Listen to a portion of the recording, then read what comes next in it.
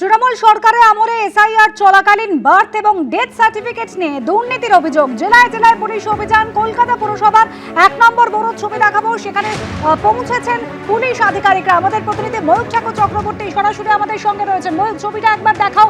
কোন তথ্যের ভিত্তিতে, কোন অভিযোগের পরিপ্রেক্ষিতে পুলিশি অভিযান? দেখো, এই মুহূর্তে আমরা কলকাতা পুরসভার 1 নম্বর বোর্ডের ঠিক সামনে রয়েছি।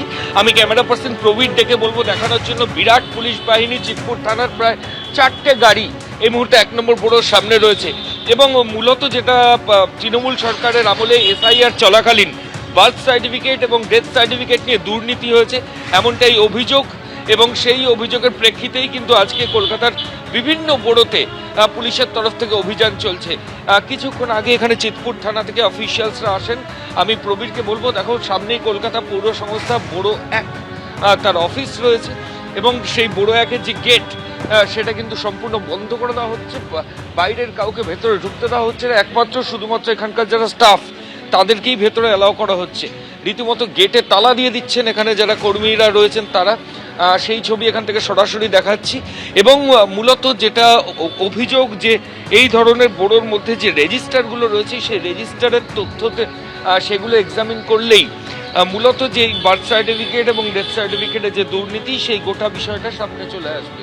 এবং সেই জায়গা থেকেই এই 1 নম্বর বোর্ডের যে অফিস, সেই অফিসে চিতপুর থানার পুলিশ আধিকারিকরা ভেতরে রয়েছেন, অফিসারেরা রয়েছেন।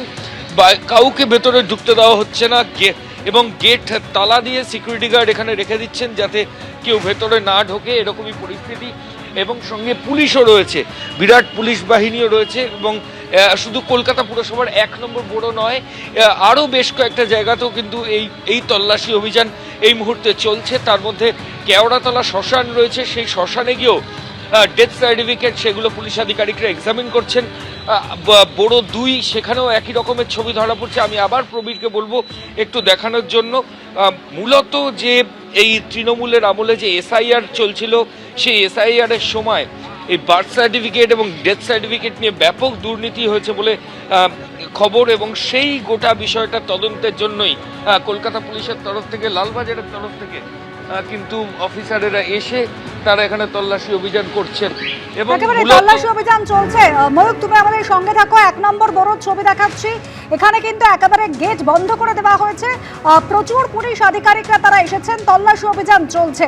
কিছুক্ষণ আগেই সাংবাদিকদের মুখোমুখি হয়েছিলেন রাজ্যের মুখ্য সচিব মনোজ আগরওয়াল। এই যে দুর্নীতি অভিযান, যে অভিযোগ সামনে আসছে, কি জানিয়েছিলেন শোনাবো।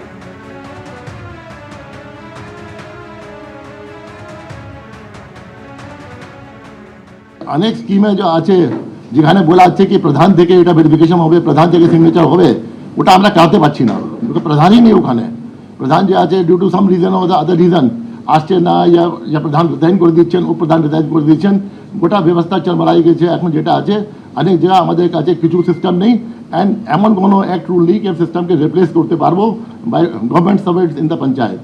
ইভেন ফাইন্যান্সিয়াল পাওয়ার যেটা আছে আজকের দিনে সব আছে পঞ্চায়েত প্রধান কাছে, এক্সিকিউটিভ মেয়র কাছে। ফাইন্যান্সিয়াল পাওয়ার মিনি এটা অন্য স্টেটে সব জায়গা অফিসার কাছে থাকবে, কিন্তু অফিসারের দায়বদ্ধতা আছে কোনো গন্ডগোল করবেন। Under PC act, under PMLA, so many action যেটা আছে, ডিসিপ্লিনারি কন্ডাক্ট রুলস হতে পারে। কন্ডাক্ট রুলস যে আছে, কোনো আমি দেখিনি কোনো মেয়র জন্য या কোনো প্রধান জন্য কোনো কন্ডাক্ট রুলস আছে যে কোনো জানা আছে। বাট গভর্নমেন্ট সার্ভেন্ট জন্য কন্ডাক্ট রুলস ফ্রম ডে 1 থেকে আপনি চাকরি জয়েন করেন তখন থেকে থাকে, একটা সিস্টেম প্রসিজার থাকে, এই জন্য গভর্নমেন্ট সার্ভেন্ট করে। বাট অফকোর্স আন্ডার তদারকি of the political executive and the executive of the state. ABP Ananda, এগিয়ে থাকে, এগিয়ে রাখে।